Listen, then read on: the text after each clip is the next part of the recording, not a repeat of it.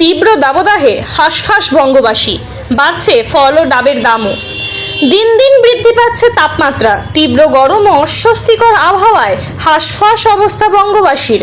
কিন্তু রুজি রোজগারের তাগিদে সাধারণ মানুষকে রোদের মধ্যেই বেরোতে হচ্ছে কাজে। কেউ চোখে সানগ্লাস, মাথায় টুপি, হাতে ছাতা নিয়ে পাড়ি দিচ্ছেন দৈনন্দিন কর্মস্থলের উদ্দেশ্যে। প্রকৃতির এই বিরূপ অবস্থার বিরুদ্ধে কার্যত কিছুই করার নেই। দাবদাহ থেকে একটু স্বস্তি পেতে কেউ ঠান্ডা জল খাচ্ছেন, কেউ আবার আইসক্রিমে গলা ভেজাচ্ছেন।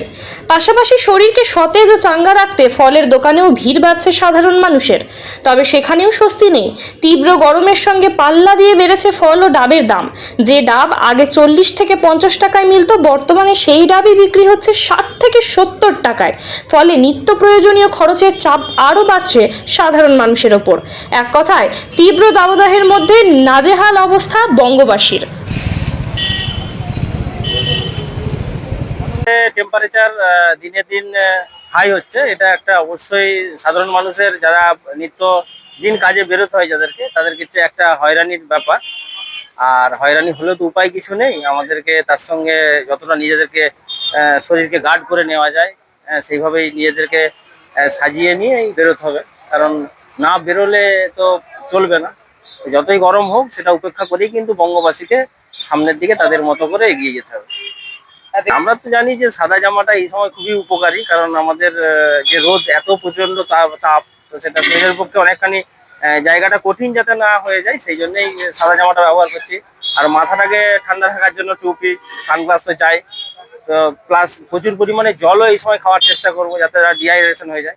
আর যেভাবে টেম্পারেচার বাড়ছে, এটা আমাদের প্রত্যেকের কাছেই কিন্তু একটা বড় সতর্ক বার্তা আগামী দিনের জন্য।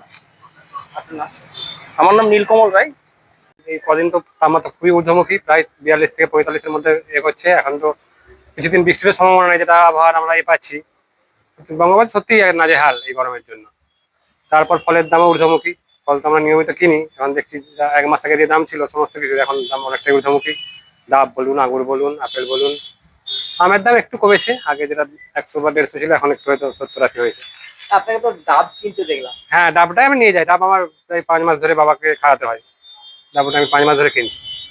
আগে 50 দাম ছিল, এখন 70 হয়ে গেছে ডাবের দাম। হ্যাঁ, ডাবের জলটা খুবই উপকারী, ডাক্তার বলেছে প্রতিদিন একটা করে খেতে, খাবার পর।